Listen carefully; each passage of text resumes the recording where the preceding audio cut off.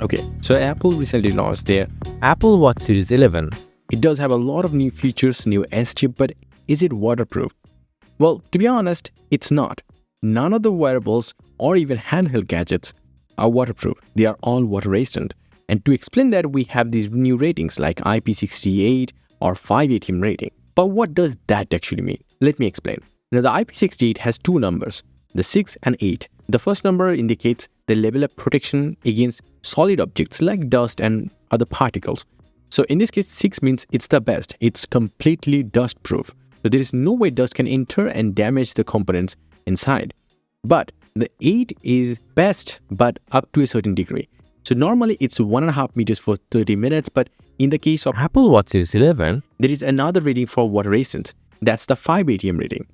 Apple Watch Series 11 Has a water resistance rating of 50 meters for about 10 minutes.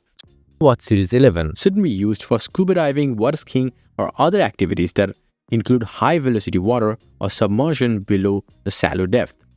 So yes, you can definitely take it to the rain, you can have shower with it, or you can go to the pool occasionally, but don't try to overdo it, don't try to do it for a longer time, and that will not be covered under warranty. Plus, on top of that, this water resistance thing is not a permanent condition. It can actually diminish over time. So the wear and tear will damage the seal and then things will get inside it, and even it will not become a dustproof anymore. So this water resistance rating or the dustproofing rating is only good for a new or almost new. Apple Watch Series 11. But then also we are talking about the fresh water in this whole case. We're not talking about hot waters, sodas and stuff like that, or any kind of chemicals or hot beverages. None of that. They can actually damage the components inside, even on a new watch. And also it doesn't include the salt water. So if you want to be on the safer side, do keep all of these things in mind.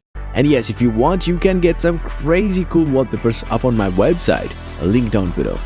Until the next one, bye and take care.